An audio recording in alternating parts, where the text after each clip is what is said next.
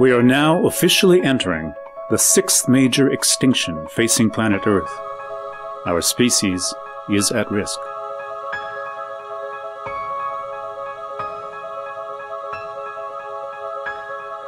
Futurists, iconoclasts, revolutionaries, visionaries, only they will help us face the crisis, for we are driving extinction faster than species can evolve. Our top experts shape the world of science as we know it. Only these scientists can change the dangerous path we're on and help save no less than humanity.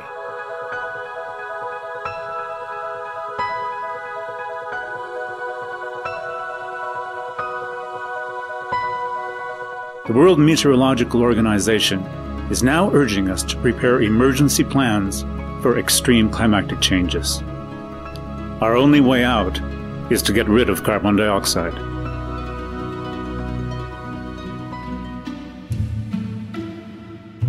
While it is true that this absorbs carbon dioxide from the air, just like a tree, there are many important differences between the two. For instance, it doesn't work particularly well during the night.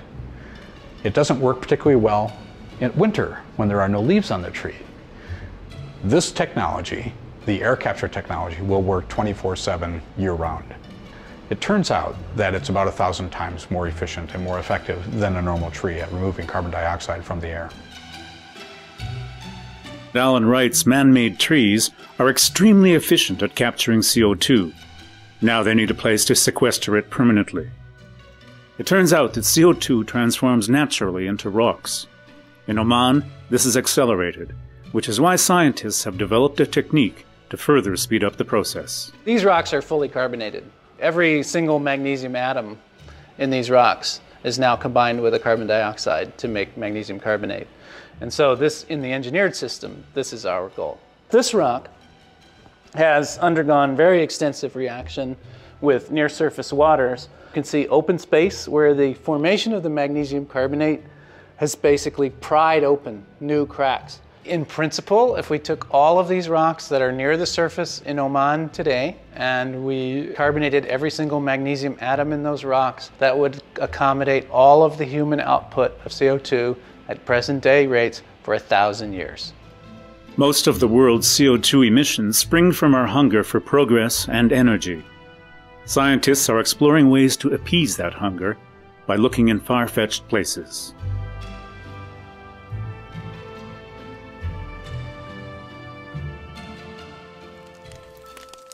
So the concept of space solar power is a very, very elegant one.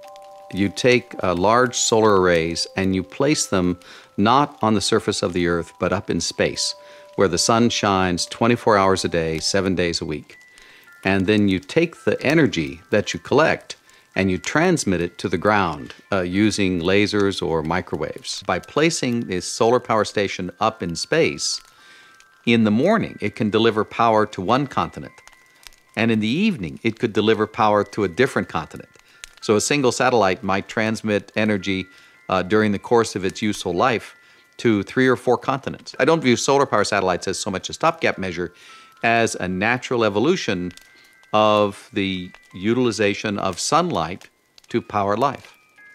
The world's population just reached 7.5 billion people, all condemned to live together on the same planet. How are we going to feed all these people? Dixon Despommier thinks inside the box as he explains his vertical farming model.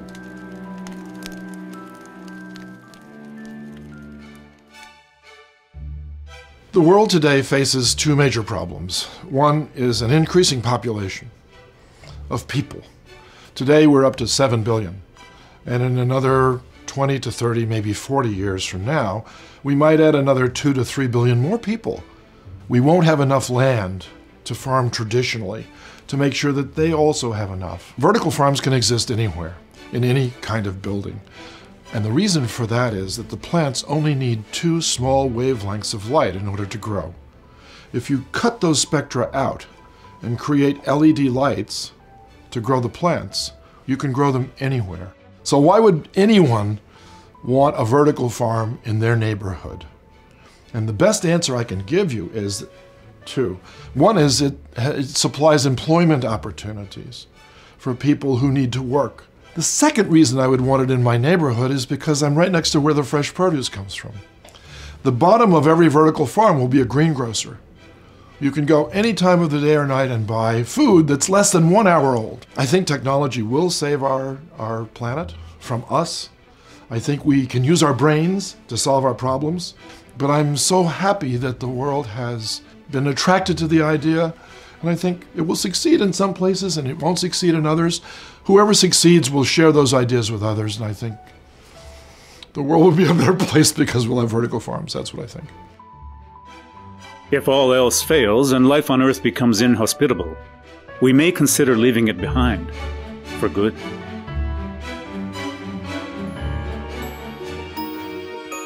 Look at, like, sailors during the kind of, age of exploration. You'd have islands or you'd have halfway points to kind of refuel and kind of, feed your men. And if you had that similar in space, it could make it a lot easier. If you could get things kickstarted on the moon and getting, energy and supplies on the moon, or even on another planet such as Mars, and you had space stations across the way. I don't see currently, and maybe in the next 20 to 100 years, we'll see technology where you can have a craft that can do light speed or something like that. But there's such vast distances in the galaxy. I don't see with our current technology that we don't have kind of small space stations along the way. Because if we do it just straight shot there and we just explore, if we don't get it in the right trajectory, we may not make it back, and it's a one-way trip. However, if the technology is there and we can bring life to a planet that didn't have any life, I think it's worth a try. This is where, you might have a person that has the idea, well, if you just do this, now you have a jet propulsion thing that can reach light speed. And if we can do that, then we could, the sky's the limit. Without changing our paradigm for living, without interconnectedness, we will not thrive as a species. As population goes up and stresses increase, how do individuals, families, and small communities maintain a decent quality of life? The quality of your life will be largely determined by how the poorer people in your community are getting on, because when people are alienated, then problems arise. When they feel comfortable and don't feel alienated, things go better. Until we have a sense that we are involved as individuals in a world in which all life is interconnected and interdependent, it gives us a sense that there is a purpose and that we can make a difference. All these solutions are close at hand, yet we fail to implement them. Why is that? Is it a question of policy, of science, of timing, of need or of will? Is it? Nothing is impossible to a willing heart. It is within our means to repair the unforgivable damage we inflict on our planet. For money may rule the world, but without love and respect for one another, we will not survive.